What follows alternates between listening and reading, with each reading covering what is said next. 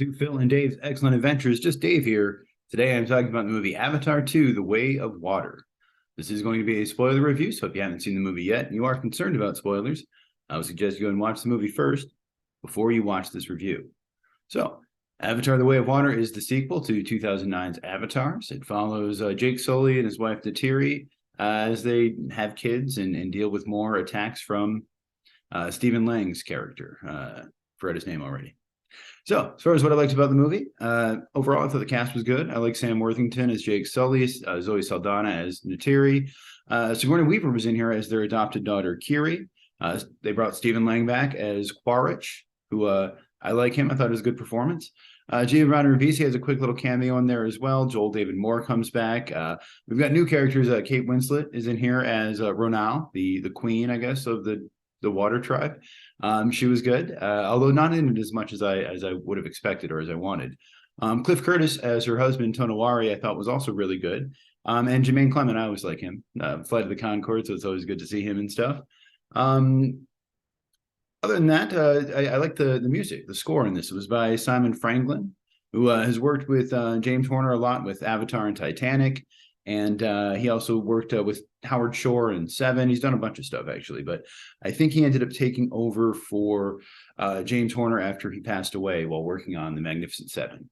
So, yeah, I like the score in this. I thought it fit the movie well, and it worked. I like the kids. You know, at first when the movie starts and he starts talking about his kids, I'm like, I don't care about his stupid kids. But by the end of the 3 hour and 12-minute long movie, yeah, I actually did. I liked the kids, and I think they did a pretty good job of like differentiating them. You know, at one point I was like, I can't really tell the two older male characters apart. They're very similar, but by the end of the movie, I definitely could. They had different character traits, and they did look a little different. So yeah, I liked the setting. You know, Pandora is a beautiful world, and I liked the underwater kind of setting and the way that it looked.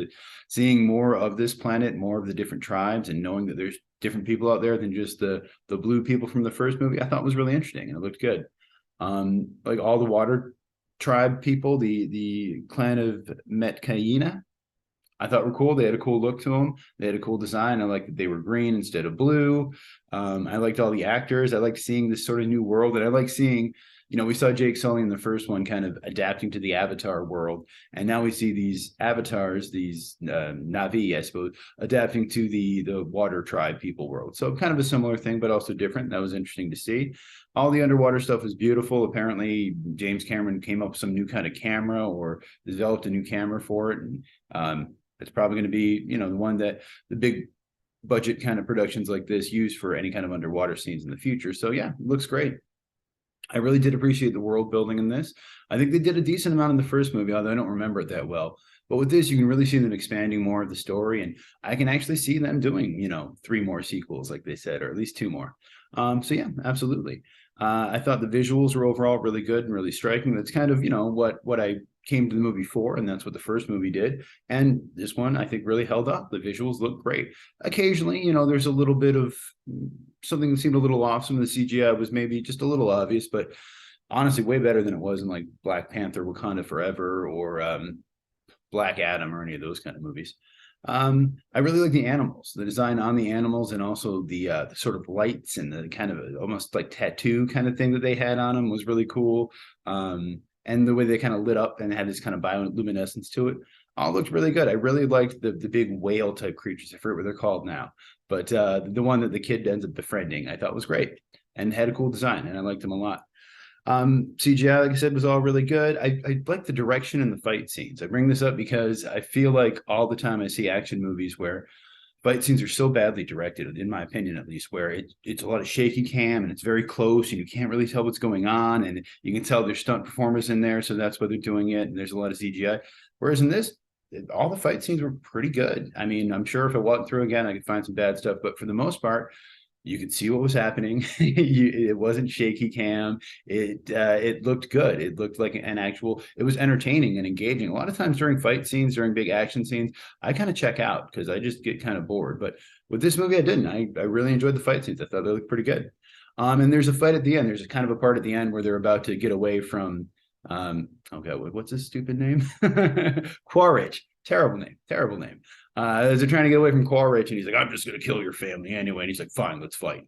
I like that. I hate it. I thought, okay, they're going to set it up for the sequel, and oh, he's going to come back, but he's like, no, let's just get it over with now. And I'm like, cool. I like that. That's good to see. It's like in a horror movie when they like run over the body a couple times, and you're like, yes, finally, somebody is doing something logical here.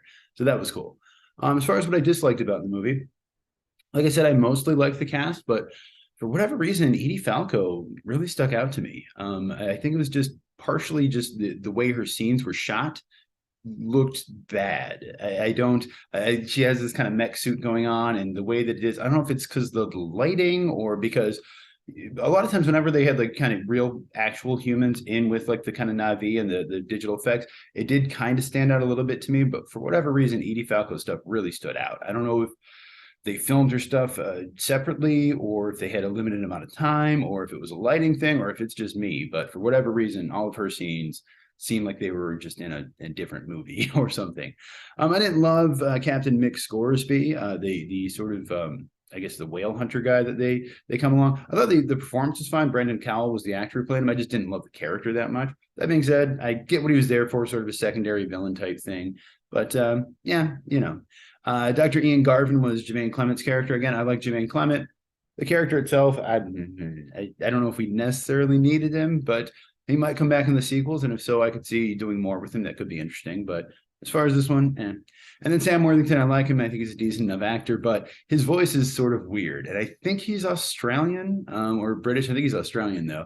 And so I noticed even in the trailer, it's like, my family. He's like, says some stuff really weird. And I think it's because he's trying to cover up for his Australian accent. So he kind of has this way of almost growling. It's almost like what's his name? The Scottish guy, Gerard Butler, does it too, kind of thing, where I don't want to sound like I have an accent, so I'm going to talk like this, It's, or like the guy who plays House kind of does. Like, I don't know, it's weird. People who aren't from America do weird accents sometimes. And so that's what I'm going to chalk it up to there. Like I said, I didn't love a lot of the stuff with the humans. I really didn't care about the humans. Like, I cared way more about the Na'vi. Some of the dialogue is pretty bad in this, pretty, just very obvious and very kind of like, it's all very blunt and very in your face. The story itself, it's just like, there's not a lot of subtlety to it, and that's fine. And that's not really what I'm not expecting a great story here or great dialogue, but it's definitely very like obvious what's going on and where it's going to go and everything else. The movie is too long. It's 3 hours and 14 minutes, I think.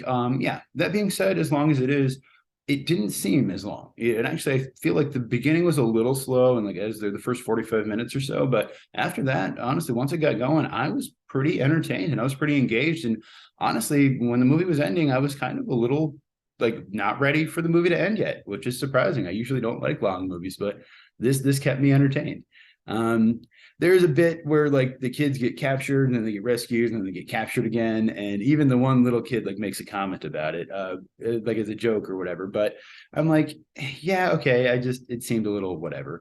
I didn't love the ending where Spider rescued his dad, his dad, the Quaritch character. I realized it had to happen, and I liked Stephen Lang in this. I think he's a great actor, but I don't need him to be back for the next movie as the villain again. Like, I'd rather have a new villain, like come up with something different. That being said, I didn't mind Spider. He definitely has a potential to be an annoying character, but he was okay. He was not bad. I did not like the Weeknd song at the end. I think it was the only like actual song, like music song with singing in it. And it just stood out to me. And I like the Weeknd. I have nothing against the Weeknd, but it didn't seem to fit the movie for me very well.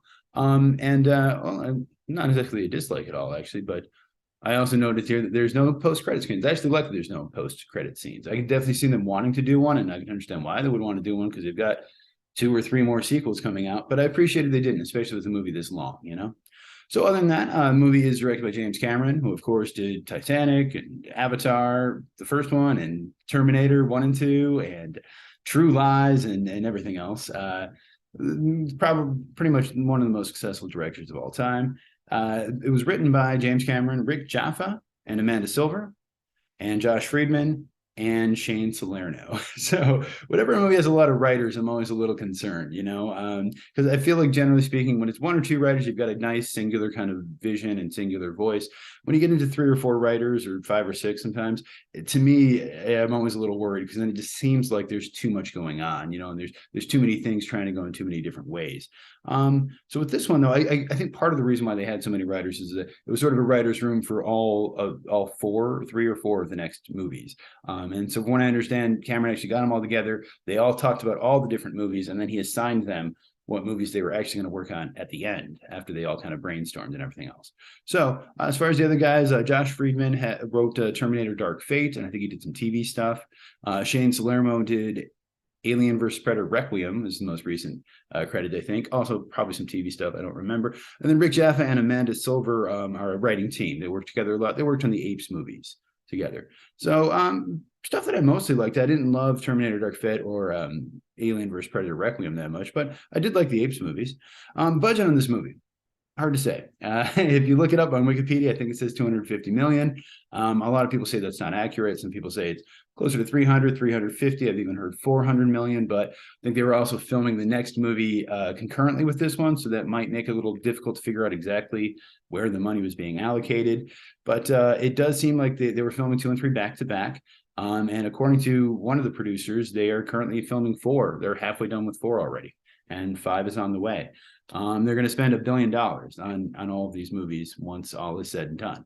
So as far as this movie goes, it made 134 million domestically this opening weekend, and 435 million worldwide. So pretty good. You know, it's on its way to probably make $1 billion, and it will probably be profitable. But the movie cost $350-400 million, so it needs to make at least 700 million to make money, and it is a little below projections. They were projecting 150 to 175 domestic for this weekend, so it was a little under what they expected. And it does seem like it's maybe underperforming in places like China, where the first movie was really big, but they've got another COVID outbreak in China, I think, right now, and they're locking down. The theaters aren't as open as they were, so that is, I'm sure, contributing to it as well. That being said, the first movie only opened to $77 million, which is a lot of money, but not as much as you would expect for the most successful movie of all time.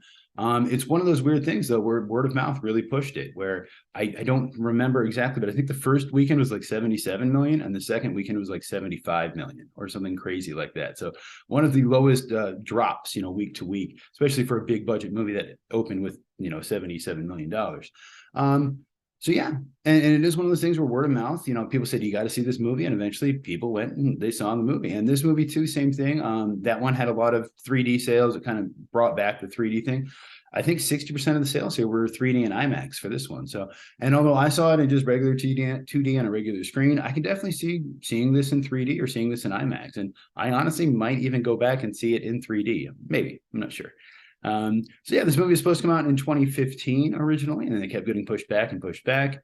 It did finally come out though, so good for them. And then the sequels are supposed to come out in the next every 2 years. So Avatar 3 will be in 2024, 4 will be in 2026, and 5 will be in 2028. It is 3 hours and 12 minutes long. Like I said, a little long, one of the longest movies, especially a big blockbuster, and that will also affect its budget a little bit, the amount of money it can make, because the amount of time that it takes to fill up those screens. Like I said, this movie reminded me of a lot of other movies, a lot of other James Cameron movies specifically. There's some aliens in there with the spider character, reminds me quite a bit of Newt, and sort of the ending there is kind of similar. Terminator 2 stuff, again, Spider is very similar to John Connor, and a lot of Titanic stuff. They're in the boat, the water's filling up, they have to get out, very similar.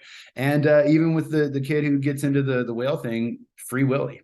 It's definitely like, even where the whale kind of jumps up and like flops down, that was like the joke when Free Willy came out, is like, oh, the whale's jumping over the kid and it falls on him, So, and I did like the stuff with the whale where he kind of fought back and actually got to, go in there and messing people up. That was fun. That was great. So as far as that goes, I think my score on this movie is going to be an 8 out of 10. I surprisingly liked this movie. I went in with somewhat middling expectations, I guess, or somewhat tempered expectations, but I was really surprised by how much I liked it. Now, if I watch it again, I might not like it as much, and I'm sure there's a lot of problems. It's not a great movie by any means, and it's not high art or anything like that, but as just a fun, entertaining, engaging kind of like blockbuster movie, it kind of reminded me of Top Gun Maverick, where it's just like, it made me feel like I was a kid again. It was like watching a big movie on screen. It was cool to see. It was cool to see something that isn't Marvel or DC, and not a superhero thing, going out there and spending money and coming up with this big kind of beautiful world. And so I really appreciated that. So my score on this one, 8 out of 10. If you saw it, let me know what you thought of it down in the comments below. Thank you so much for watching. Hope you have a great night, and I will see you here again next week.